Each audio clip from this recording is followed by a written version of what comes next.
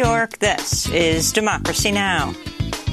This vote, I'm ashamed to say, is further evidence that voter suppression has become part of the official platform of the Republican Party.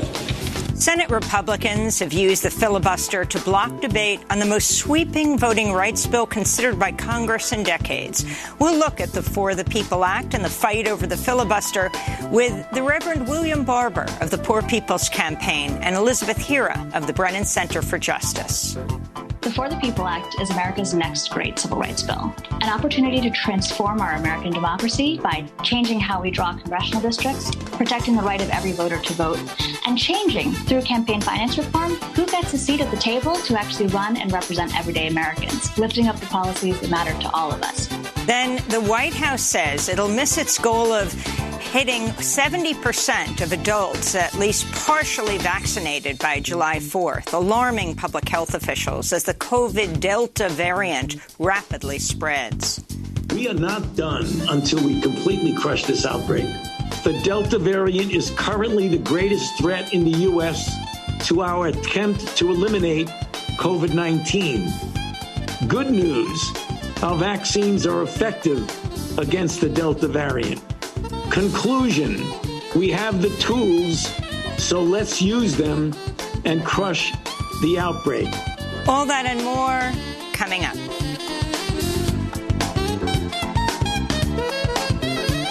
Welcome to Democracy Now!, democracynow.org, the Quarantine Report, the War and Peace Report. I'm Amy Goodman. Senate Republicans blocked the sweeping voter protection bill For the People Act from advancing Tuesday in a major but expected blow to Democrats and to voting rights. The move comes amidst a crackdown on voting rights in Republican-led states and as calls mount to abolish the filibuster so Democrats can circumvent Republican stonewalling. Vice President Kamala Harris spoke after the vote. This is about the American people's right to vote, unfettered. It is about their access to the right to vote in a meaningful way. Because nobody is debating, I don't believe, whether all Americans have the right to vote. The issue here is there actual access to the voting process, or is that being impeded? President Biden and Democrats have vowed to keep fighting to protect voting rights at the federal level. We'll have more on this story after headlines. In Ethiopia, Reuters reports dozens of people have been killed after an airstrike in the Tigray region. A bomb was reportedly dropped on a market Tuesday afternoon. Health workers are reporting Ethiopian military blocked several ambulances from reaching the scene. Thousands of people have been killed in the Tigray region since the Ethiopian military invaded last November with support from Eritrea. There have also been widespread reports of war crimes, including sexual violence. Aid groups warn millions in the region are at risk of famine. Japan has restarted its first nuclear reactor in over 3 years, despite major concerns over its safety and widespread public opposition to Japan's continued use of nuclear power. Energy experts say the government is not heeding the lessons of the devastating triple disaster of 2011, which killed nearly 20,000 people after a 9.0 magnitude earthquake triggered a tsunami and a nuclear meltdown at the Fukushima power plant. Some residents still remain displaced 10 years later. The UN and other rights groups are condemning the government of Nicaraguan President Daniel Ortega over its mounting crackdown on opposition ahead of the November election. At least 15 people have been arrested this month, including 5 presidential candidates. Ortega is widely expected to run for a 4th presidential term. Meanwhile, Mexico and Argentina have withdrawn their ambassadors to Nicaragua. The Biden administration also imposed new sanctions on 4 Nicaraguan officials and Ortega allies earlier this month. This is Jose Miguel Vivanco of Human Rights Watch. Estamos pidiendo al secretario general Antonio Guterres. We are asking Secretary General Antonio Guterres to go to the United Nations Security Council and report on the seriousness of what is happening in Nicaragua, not only around the abuses, the flagrant violations of fundamental rights and human rights, but also on the repercussions this may have for the region and from the point of view of the refugees who have had to flee Nicaragua. In Mexico, at least 15 people were killed this weekend in the northern border city of Reynosa after a series of shootings. 4 4 suspected gunmen were also killed. The majority of victims are believed to be bystanders caught in the crossfire. Among the victims were taxi drivers, workers, and a nursing student. Mexican President Andrés Manuel López Obrador has called for an investigation. Reynosa is located across the border from McAllen, Texas, and has been contested territory for drug cartels. On Tuesday, the state of Tamaulipas' top prosecutor blamed infighting between members of the Gulf Cartel for the weekend shooting. Tens of thousands of people have been killed or disappeared in Mexico amidst a years-long U.S.-backed war on drugs. The Committee to Protect Journalists says Israel must investigate last week's bombing of Arab-Israeli journalist Hassan Shaylan's home. Shaylan, who writes for Ynet, survived the attack. The group says it's at least the third attack on an Arab-Israeli journalist in less than a month. The United States government has seized dozens of website domains linked to Iran, including state-owned PressTV.com, a popular English-language news site. They also shut down Yemeni and Iraqi channels. Journalist and news host Rania Khalek tweeted, quote, "If a country did this to U.S. media outlets, it would be seen as an act of war." In Hong Kong, news outlet Apple Daily says it's shutting down less than a week after authorities raided its newsroom, arresting editors and executives of the pro-democracy paper, and froze its accounts under the sweeping national security law. Meanwhile, the trial for the first person to be charged under the national security law started today. Tong Yin Kit was arrested last year after he collided with police officers while riding a motorbike and flying a flag with a popular protest slogan. In Spain, a group of Catalan separatist leaders have been released from prison a day after they were pardoned. In 2017, the Spanish central government cracked down on the separatists following an independence referendum and the Catalan parliament's declaration of independence. Some of the freed leaders will still face a ban on holding public office. Political leaders who fled Spain are not included in the pardon. This is Pere Aragonès, president of the government of Catalonia. The decision taken today by the Spanish government is a recognition that the sentences were unjust. It is time for amnesty and the right to self-determination. An international coalition of over 200 groups is calling on the Biden administration to permanently end the so-called global gag rule, which bars nonprofits in other countries from receiving U.S. funds if they provide abortions or even refer or counsel people on abortion. Biden rescinded the rule, but it remains at risk of being reinstated in future Republican administrations. The New York Times reports 4 of the Saudi men who participated in the abduction and murder of Washington Post journalist Jamal Khashoggi in 2018 received State Department-approved paramilitary training in the U.S. The training was provided by the security company Tier 1 Group, which is owned by the private equity firm Cerberus Capital Management. In immigration news, the Biden administration will allow asylum seekers who were enrolled in Trump's Remain in Mexico program and ordered deported to their home countries to revive their asylum cases. Under Remain in Mexico, thousands of asylum seekers were forced to wait in often dangerous conditions in Mexico while their cases made their way through U.S. courts. BuzzFeed reports many of them were denied asylum because they couldn't make it to court because conditions were too dangerous to travel, while other asylum seekers never arrived to their court hearings in the U.S. because they were kidnapped by cartels, were ill, or denied entry because they were pregnant. This comes as immigrant justice advocates continue to denounce the Biden administration for expelling and turning away asylum seekers who recently arrived to the U.S.-Mexico border. As of June, the group Human Rights First has tracked more than 3,000 kidnappings and other attacks, including rape, human trafficking, and violent armed assaults against asylum seekers and migrants expelled at the U.S.-Mexico border since President Biden took office. Interior Secretary Deb Haaland announced Tuesday her agency will investigate the impact of government-run schools that sought to force the assimilation of indigenous children. The Interior Department, which oversaw the schools, will also seek to identify burial sites at the schools. Last month, the remains of 215 indigenous children were discovered at one such school in Canada. This is Secretary Haaland.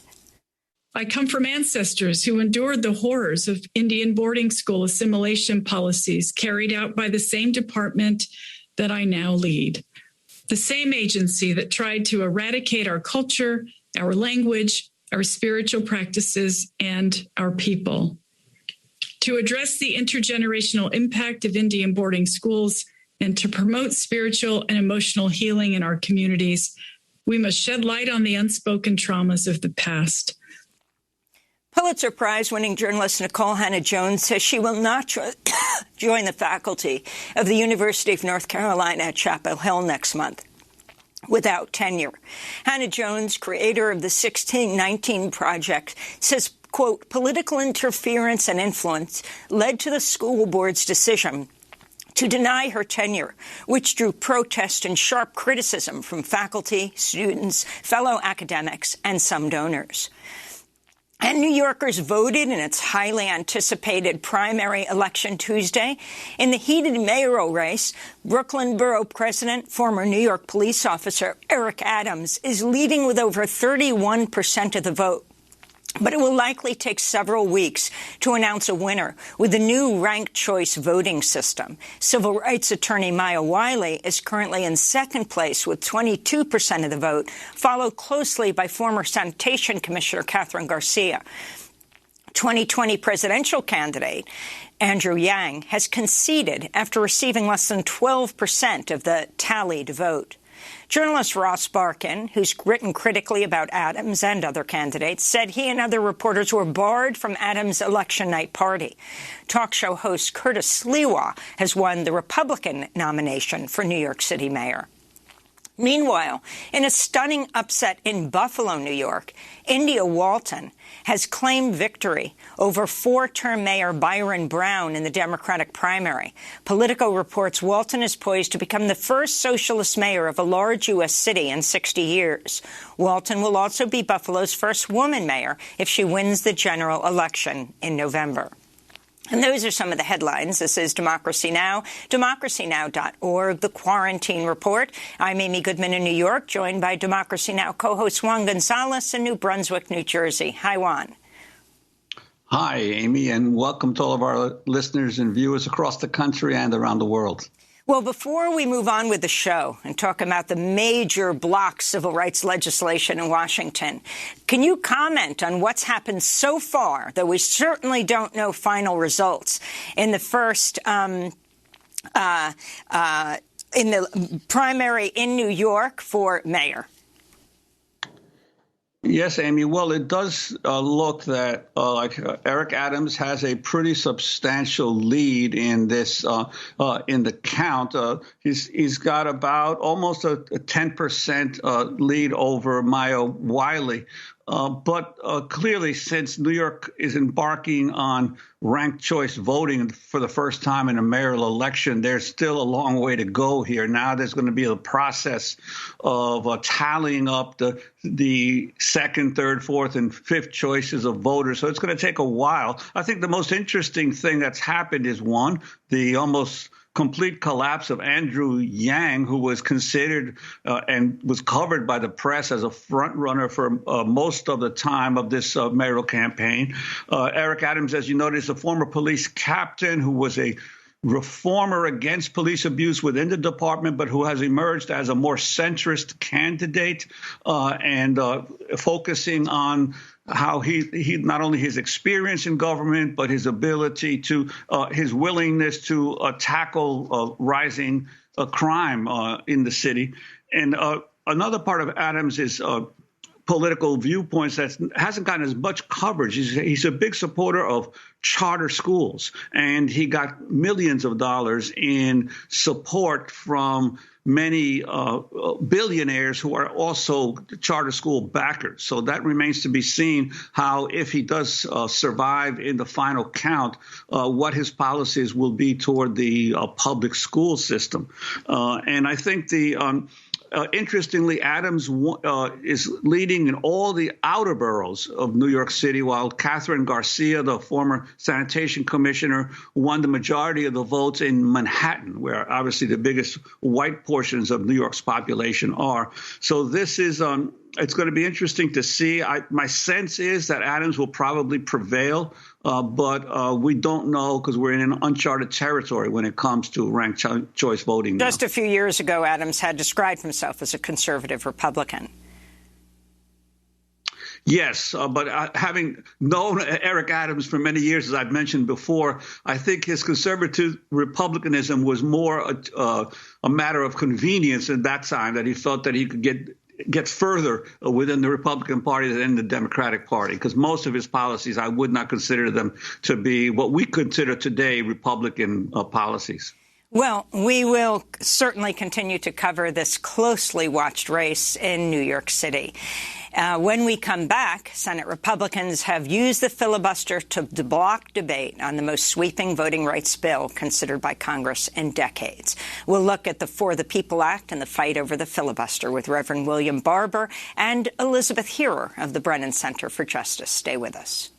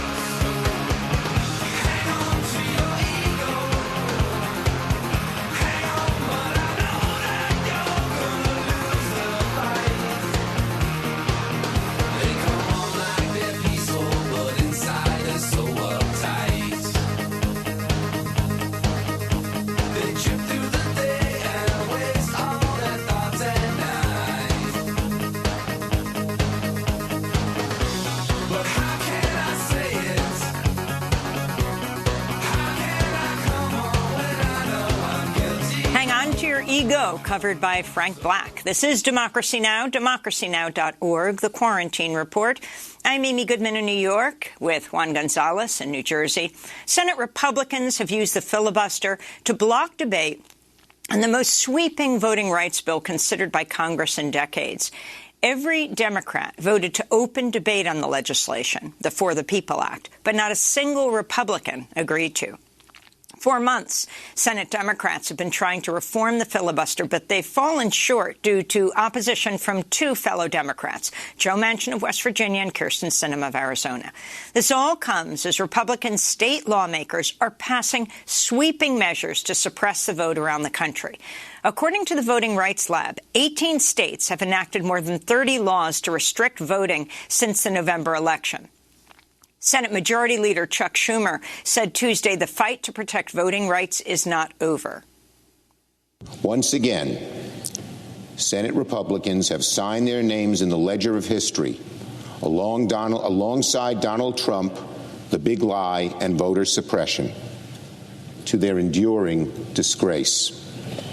This vote, I'm ashamed to say, is further evidence that voter suppression has become part of the official platform of the Republican Party.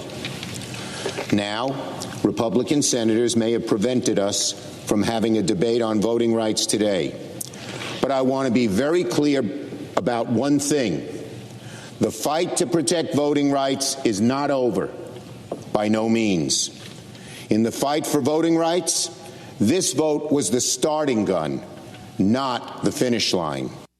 Senate Minority Leader Mitch McConnell accused the Democrats of trying to stage a power grab by trying to pass the For the People Act.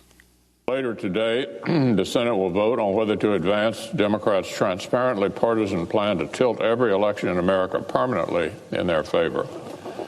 By now, the rotten inner workings of this power grab have been thoroughly exposed to the light. We know that it would shatter a decades-old understanding that campaign finance law should have a bipartisan referee and turn the Federal Election Commission into a partisan majority cudgel for Democrats to wield against their political opponents. We're joined now by two guests. Reverend William Barber, co-chair of the Poor People's Campaign, president of Repairers of the Breach. Today he's in Washington, D.C. for a moral march on Manchin and McConnell. And here in New York, Elizabeth Hira is with us, attorney at the Brennan Center for Justice's Democracy Program, former congressional staffer who helped to craft the original iteration of the For the People Act, lead author of a new report on the legislation titled Equity for the People. We welcome you both to Democracy Now! First, Elizabeth Hira, can you just exactly explain what happened? It actually wasn't a vote on the content of the For the People Act. This was a procedural vote. It was 50-50. Explain why Harris presides, the vice president, but doesn't vote, and why you need to get to 60 just to have a discussion. Thank you so much for having me, Amy, and that's a great question to start us off with. I think that there was breathless reporting yesterday about how this was a stunning defeat that was the end of the bill, and that's actually not accurate. It's really important that people understand, as Leader Schumer said, this was only the beginning. Yesterday's vote was not a vote on the merits of the bill. It was a vote to open debate on the bill. So the practice is usually there's a debate, a discussion that you have to vote to have.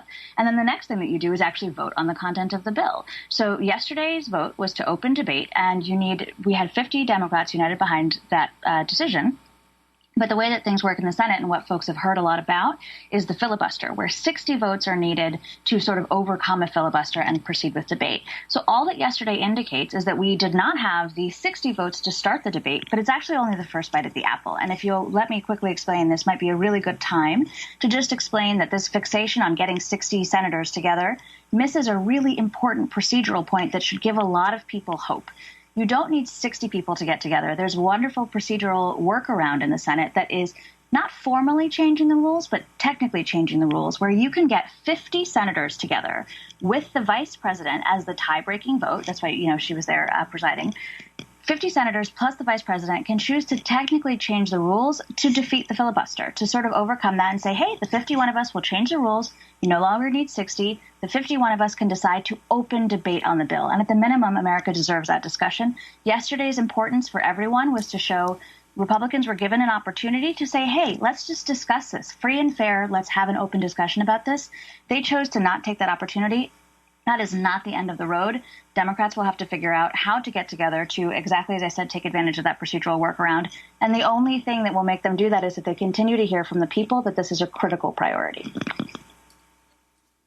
But I'd like to ask you, Ms. Hira, about the actual content of the bill. Clearly, there's been a lot of discussion that this is a sweeping bill, but there's been very little public information about the specific provisions of the bill. And it is pretty sweeping. There are not only Election Day, a holiday for the first time in the United States. Many other countries already have that, obviously. But there are all kinds of changes to the enfranchisement of felons who have completed their terms across the country. There are the 2 weeks of early voting nationwide. There's also a requirement for super PACs to disclose their donors. Could you talk about many of the separate provisions that the Republicans essentially see this as passing this bill would doom them for decades to come? Yeah, so exactly as you say, Juan, thank you for the question. The bill is, I think of it as a massive democracy reform package that makes sense because it comprehensively fixes so many things that are wrong in our democracy. So many of us were watching the 2020 elections and saying, how is that happening in 2020? This bill creates a wholesale opportunity for us to fix all of the things that have been wrong in our democracy. So as you mentioned, it would include automatic voter registration, where voters, when they go to the DMV, can just get asked the question, hey, do you want to register to vote? And if you opt out, then you don't have to. But if you opt in, we have the potential to bring tens of millions of Americans onto the rolls through that sort of process. Another important reform, same-day voter registration, which we actually know is one of the single most effective interventions to bring young people onto the rolls. Young people are currently Gen Z and Gen Y together, are the largest bloc in the electorate. They actually surpass the boomers, who are only 28%. But they are not registered to vote at the same rates. Same-day registration is actually an intervention that would bring so many of them, again, the most diverse cohort in America, onto the voter rolls. And again, these have been tried. Nothing here is revolutionary. This has actually been tried in states all across the country. All H.R. 1S1 does is set a minimum federal standard so that states have to abide at a minimum with what folks need to be able to vote, need to have to be able to vote freely and fairly. So same-day voter registration, automatic voter registration, democracy restoration, so many places, 29 states in America, restrict your franchise to vote even after you've returned to your community. And we know because of mass incarceration, people of color are deeply overrepresented in those numbers. So democracy restoration will bring 3.9 million people onto the rolls. 3.9 million, I think 1.6 of them are people of color. And voter ID, people have been saying that the bill bans voter ID. It absolutely does not. We know that communities of color, women, transgender people significantly lack access to identities or identification that reflects their identity and their legal name. This would provide a workaround so you can make a sworn statement affirming your identity so that you don't lose your right to vote because a poll worker doesn't think that you look how you should look for your ID.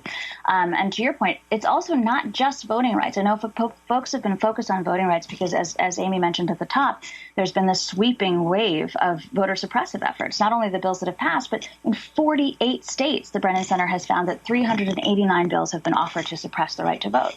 So in addition to that incredible work to sort of bring people onto the rolls, this bill also asks a really important civil rights question, which is just what infrastructurally could we change in America to change the fact that the government does not reflect the people? And I hope that we'll have an opportunity to get into it a little bit more. But I think the quick version of that reflection that I always give is that the 117th Congress, the current Congress, is the most diverse in American history, which is fantastic, except that Congress is 77% white.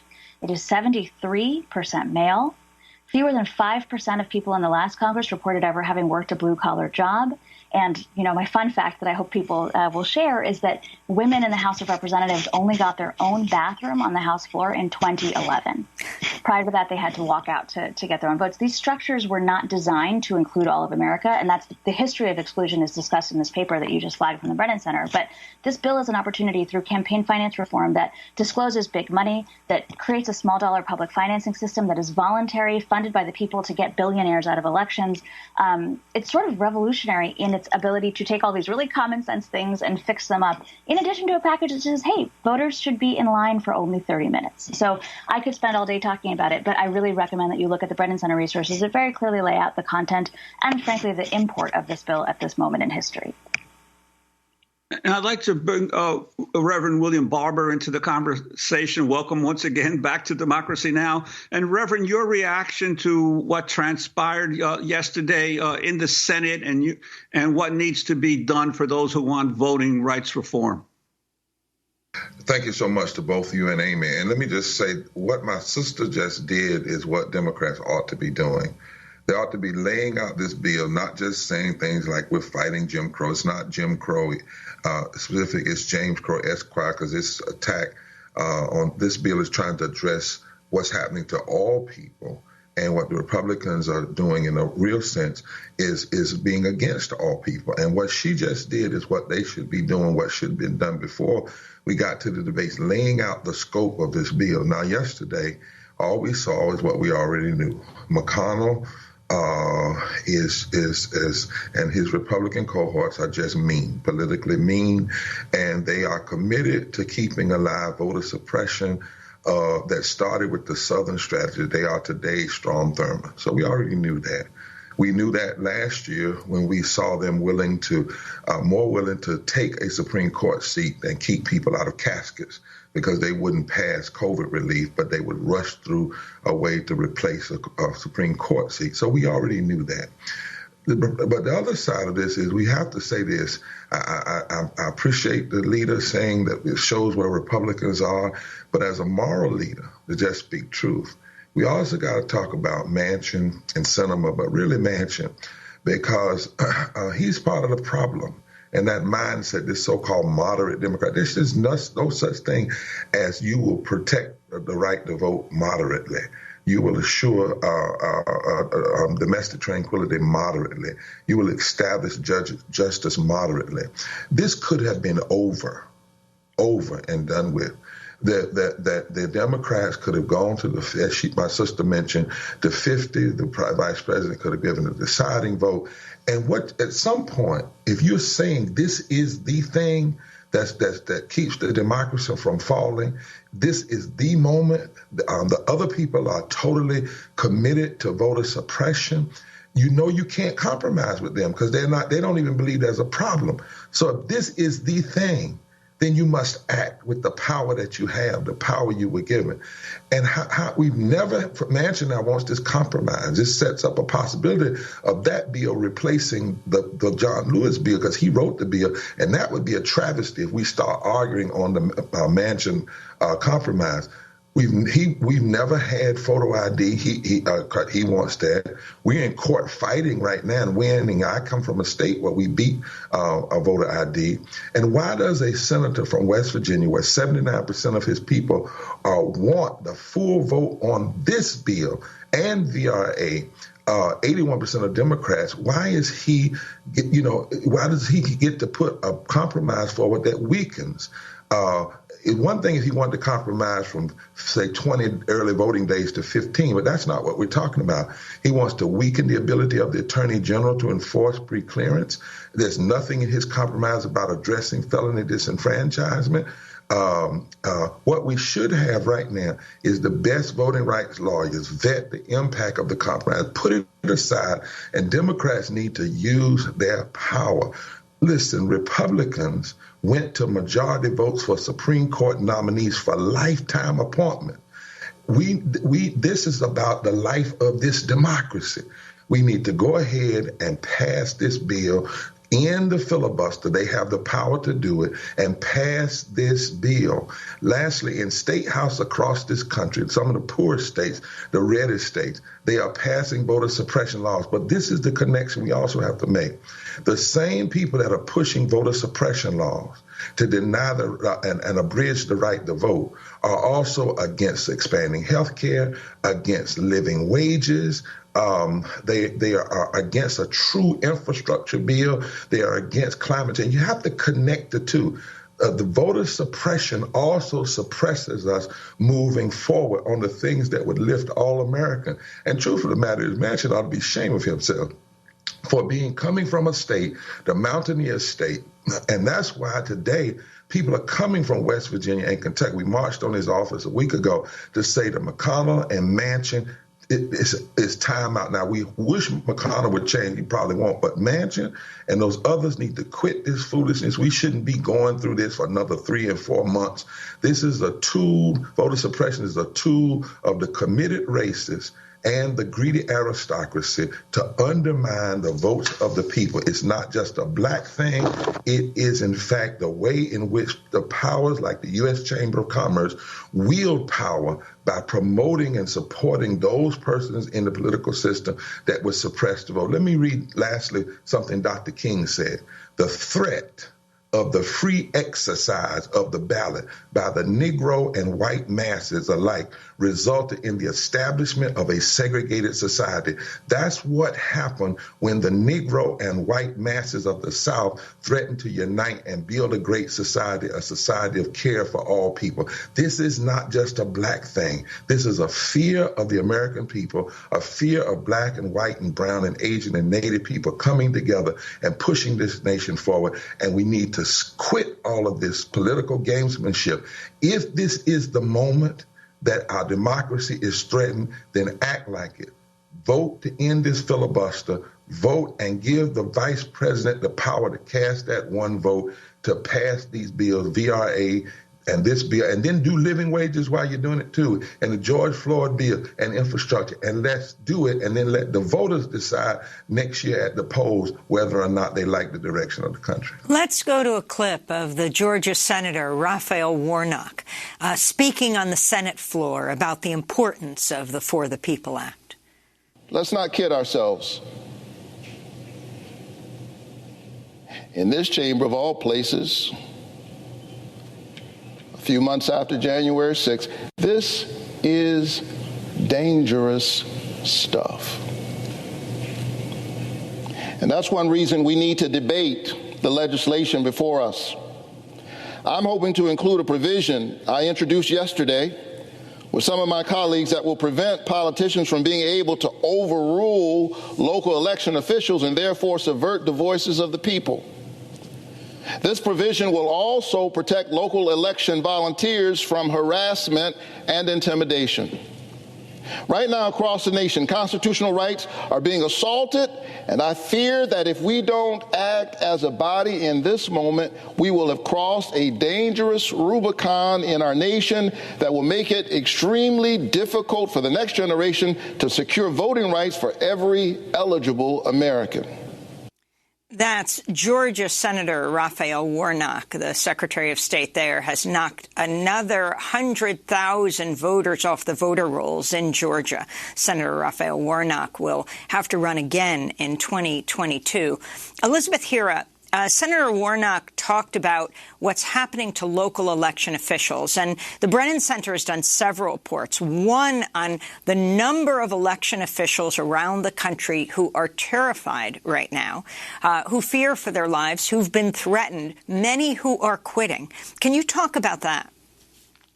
So this is my colleagues at the Brennan Center have put together this phenomenal report based on direct work with election officials who are getting death threats in their homes, threats against their family, threats against their safety. And this is driven by the big lie about voter fraud, which many of us know about, that people have been driven into hysteria by misinformation and disinformation, led to believe that their votes don't count. And this comes back to what Reverend Barber was saying. The big lie is a dog whistle, and in some cases just straight up racism, where people are being told that some Americans' votes don't count as much as others. And our election officials are bearing the brunt of that. And that is, again, like we were talking about, the beauty of the For the People Act is that it provides support, it provides financial support to election administrators so they can get their job done. But it deals with that big picture question. Through the support infrastructurally provided in the For the People Act, we can trust and have confidence in our elections. There is money for paper ballots. There is support for just letting people know that their elections are being run efficiently, this should just be sort of an administrative effort by states so that people can get their votes counted. And I want to follow up just on this other point that was made earlier. Just before you do, I want to play some of the election officials who spoke to the Brennan Center. There were people who showed up outside of election officials' houses, armed, people that showed up outside of offices, threatening phone calls, harassment. And online discussions about types of ammunition and guns to use on me. It became a daily occurrence outside of our facility to have anywhere from 50 to 150 individuals outside. Some of them were armed. There was a fence sort of separating the building from the protesters. And they were armed. I was walking up the street to the park. This big Caucasian guy came up to me out of his car and he said, "I've been waiting for you, Miss Winfrey. I want to know why you cheated during the election. I want to know why Donald Trump lost. It's your fault." So that is scary. Those voices of election officials put together by the Brennan Center. Elizabeth Hira, if you could then make that other point. Well, yes, I think this is all actually it's at the same point. What you are seeing manifested there is a disbelief about the possibility that the American vote could be safe because there are fissures in America being frankly amplified by hostile forces like Reverend Barber was talking about. There are people who do not want the American democratic experiment to be succeeding. And that democratic experiment is recognizing that every person, no matter how much they have been marginalized in American history, is actually a part of the American polity. And they have a seat here and they have a place here. Their vote matters. And more importantly, they should have a seat at the table. Only when you undermine that vision do you get people saying, hey, you will not replace us, right? You get these frightening messages that are causing people to lash out against the public servants who, frankly, are being underpaid to do the work that they need to do to keep our infrastructure together. So that brings me to this point that I wanted to raise, that Reverend Barber was talking about these pieces of the bill that we are having to watch sort of negotiate away. The great news about the fact that yesterday was only the beginning and not the finish line is that the people speaking have been able to change the structure of this bill, and it's been able to change who has supported this bill. So anybody who's worked in Washington knows that 2 weeks is an eternity in Washington. And 2 weeks ago, people were tripping over themselves to announce that Joe Manchin had said this bill was completely dead and would go nowhere. And all of us know yesterday, Mr. Manchin was right at the negotiating table with Democrats after having been rejected by Republicans for his compromise bill.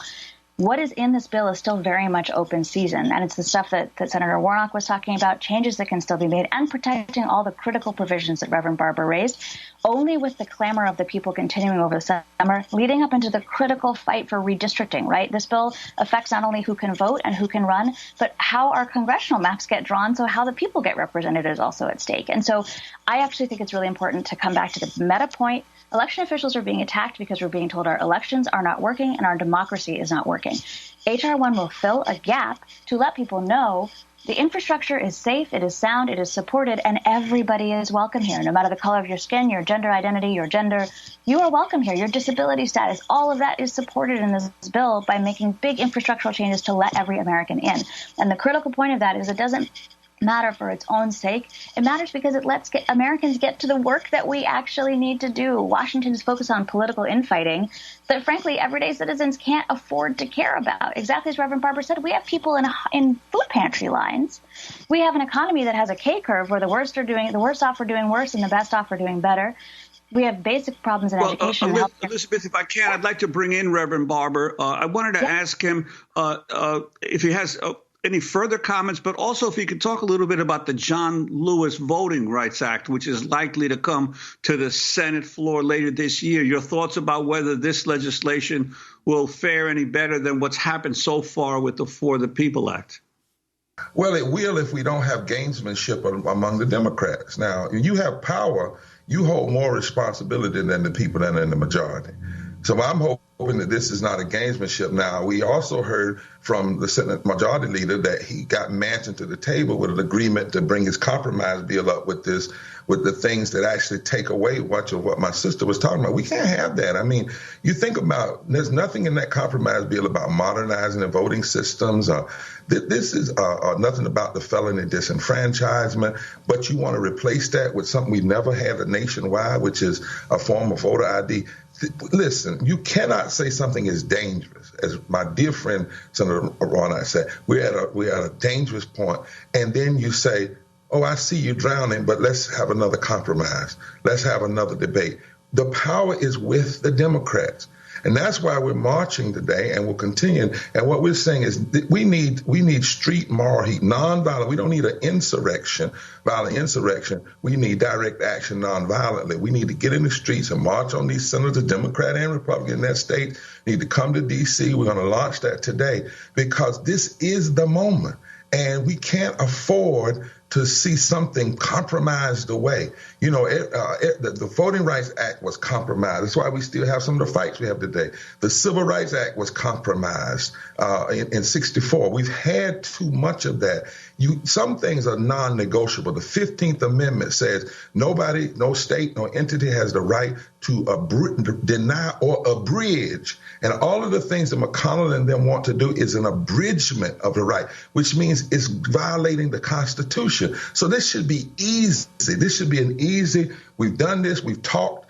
You all want to use this coward political filibuster that's really nothing but interposition and nullification. We're going to 50 and we're going to go to the 1. You can debate then when we bring it to the floor. We'll add the amendments. We're going to do 50 and 1, and you can come over if you want to. Listen, they can still come on over, but if not, they have to understand they're not going to shut down this. And we, the people, have to now move in the streets. This is not just emailing and texting time. That's why we're marching today, and we will continue. And I want to say one other thing. We've got to lift this up for everybody. It can't just be, as I said, a black issue, black versus white.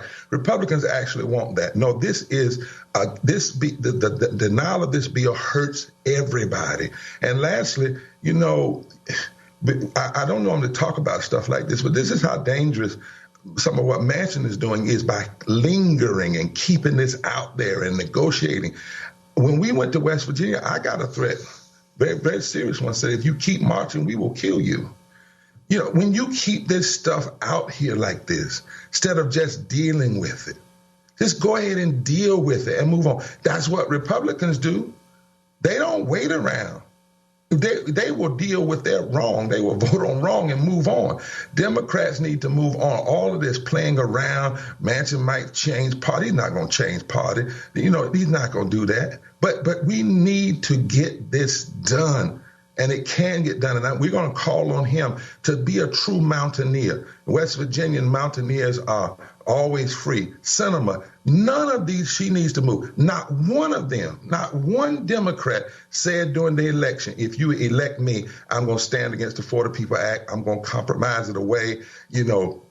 And by the way, the For the People Act is the John Lewis bill. The Voting Rights Act, they put his name on it, but the For the People Act is the John Lewis bill. He wrote that bill. That's his dream, written in his blood, written in the blood of all the martyrs. So if you really want to pass the John Lewis bill, you pass the For the People's Act. The Voting Rights Act was already passed years ago. We just need to restore pre-clearance that was knocked out by 5 members of the Supreme Court 8 years ago. And McConnell, Manchin, all of them, they've had 8 years since 2013 to fix this. So we need to do this and do this now, and it needs to happen. But we don't need it just to keep lingering and playing games and begging folk. We need to push on. And we're going to say to Manchin, mountaineers are supposed to always be free. Even Robert Byrd, when he changed from being a suppressionist and a racist to being about the Constitution and justice, he came up with ways. He didn't even like this kind, Senator Robert didn't even like this kind of filibustering because it's a cowardly thing. You don't have to stay on the floor. You don't have to debate. All you have to do is say you don't have 60. So honor the legacy of Senator Byrd and Mother Jones, who said, pray for the dead and fight like hell for the living. Do what's right. That's what has to be said. That's why we're coming. And people are willing to even put their bodies on the line. But we need a season now of nonviolent action all across this country and in states. And we're going to try to signal that on today. People just need to begin and say, now is the time that we keep this democracy from spiraling downward to something that is other than the promise that has been made to us. This is the moment that we either breathe life and resuscitate this democracy, or we continue to snuff it out. And when you're in crisis, the last thing you need somebody doing is standing over you saying, well, I wonder, are we going to help them? Let's debate a compromise. There should be no compromise when it comes to protecting the right to vote from being denied or abridged. Reverend Dr. William Barber, I want to thank you so much for being with us, co-chair of the Poor People's Campaign, president of Repairers of the Breach. He is speaking to us from Washington, D.C., where he is leading a moral march on Manchin and McConnell today. And Elizabeth Hira, joining us from New York, with the Brennan Center for Justice, lead author of their report, Equity for the People, S1, HR1, and the Fight for an Inclusive Democracy. We will link to that report. Next up, the White House says it'll miss its goal of getting 70% of adults at least partially vaccinated by July 4th, alarming public health officials as the COVID Delta variant rapidly spreads. We will talk with an epidemiologist about what this means. Stay with us.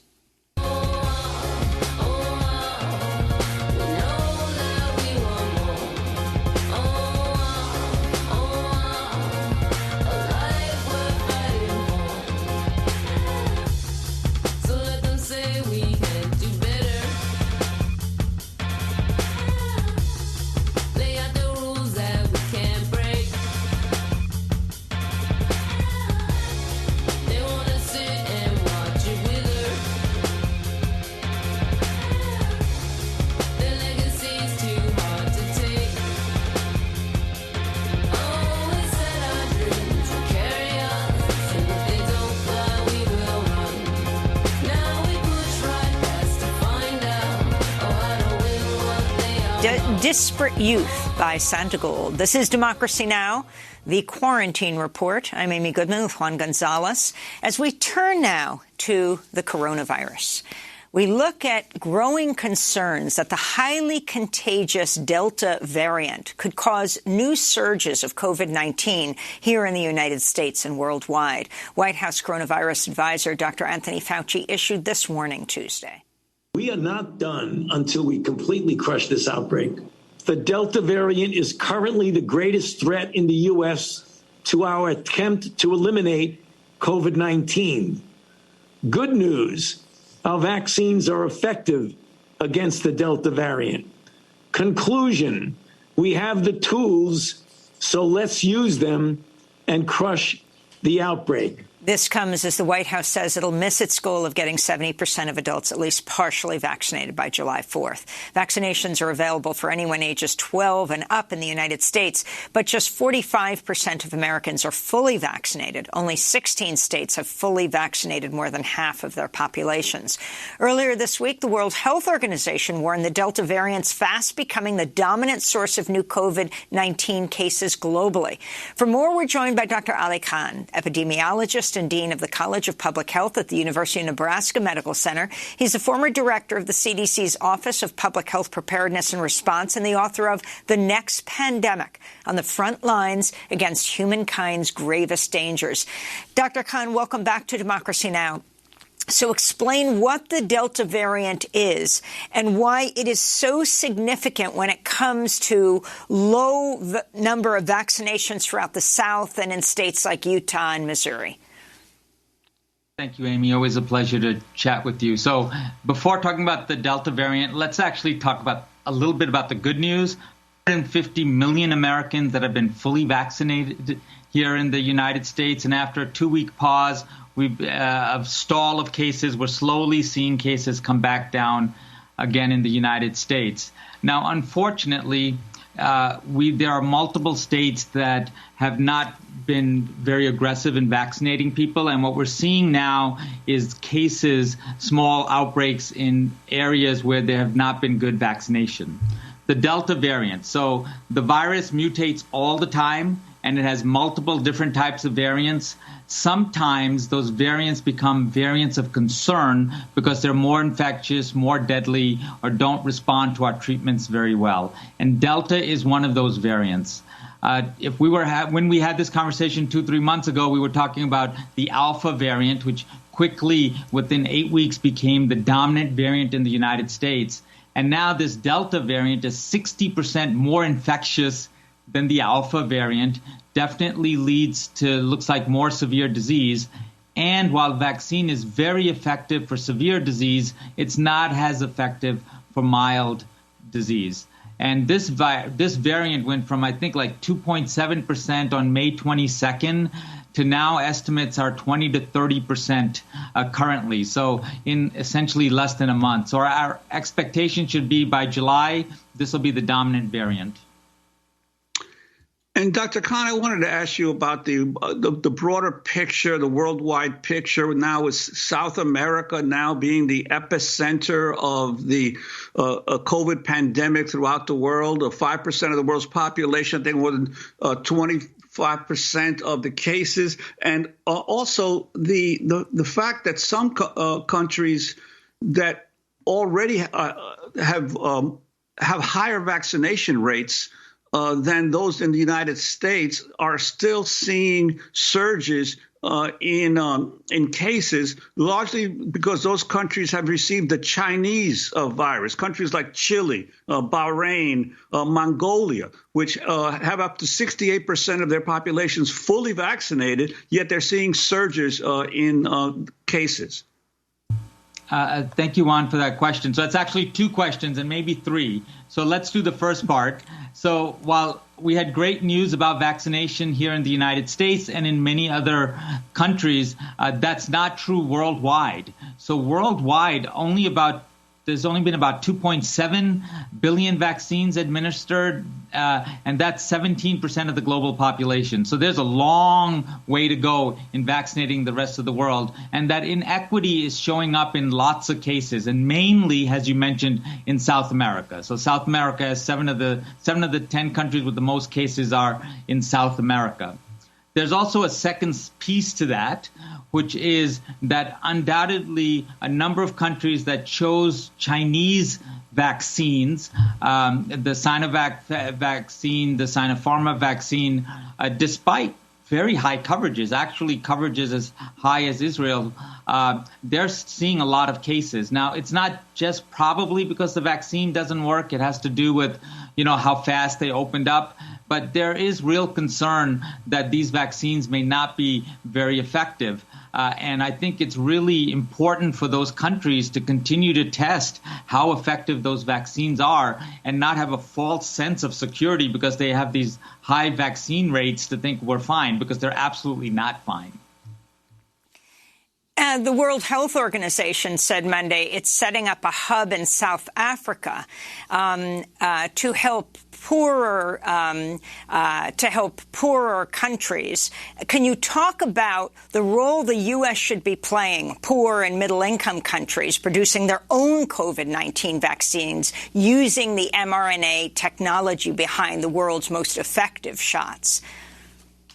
So the U.S. has been playing a leadership role both from a multilateral standpoint and a bilateral standpoint. So President Biden's recent announcement of giving 500 million doses worldwide to the multilateral effort led by WHO pretty much puts the U.S. in the lead compared to any country in the world. So the U.S. has been showing dramatic leadership on a global stage in getting countries vaccinated. And then bilaterally, for example, Taiwan just got 2.5 million or something vaccines from the U.S. Recently. So bilaterally, the U.S. is also supporting countries based on their political alignments. We are also the U.S. is also supporting India and other countries, but I think there's always more that can be done to help support local production of vaccines. And how can we support that with sort of patent issues to allow these vaccines to be made elsewhere and the know-how to do it? Because let's be honest, 40 million doses a day is going to take us years to vaccinate the world. And given how these variants keep popping up, unless we get cases down across the world, we're at risk of just another variant coming into the United States and restarting our outbreak, and potentially a more deadly variant that doesn't respond to our vaccines. And Dr. Khan, I'm wondering your advice on a question that many doctors are receiving now in terms of people with very young children, infants, toddlers who are not yet eligible for any vaccine. The issue of returning to school in the fall, how their caregivers should be dealing with the children. Your advice. So my advice is that we have lots of experience now globally and in the United States on how we can get our kids back in school safely. And the number one way to do that is make sure we all get vaccinated. So every adult, every individual 12 and older can get vaccinated. And when you get cases so low in the community, our younger kids between 5 and 12 will not be at risk. So that's the secret. Everybody who is eligible to get vaccinated needs to get out there and get vaccinated. Now, Dr. Rochelle Walensky addressed this issue yesterday, a few days ago, about I guess there's about 300 reported cases of myocarditis, of inflammation of the heart among very young children. What is your concern about this? Today, following up on Dr. Walensky's comments, the Advisory Committee for Immunization Practices, which is an independent group that advises CDC and the United States on how to use vaccines, will be reviewing these 800 reports to see whether or not they believe there's a link to the vaccine, and then what advice they need to give Americans. So they'll compare it to how often this usually occurs, how often it occurs with the vaccine, what the risk of the disease is, and how to protect kids. I think the good news has been that these cases have pretty much been very mild, but I'm looking forward to see the data today so that we can make a more informed judgment about continuing to vaccinate kids, especially potentially kids less than 12 years of age. And we just have 10 seconds, but there's now this discussion of booster shots after 8 months or a year in the United States, when so many countries in the world don't even have access to any vaccines. Your comment? I think it's premature to talk about booster shots until we truly know what the duration of the immunity is in the United States. And we may potentially get cases down so low that just routine public health measures could take care of it. So a little premature to talk about booster shots.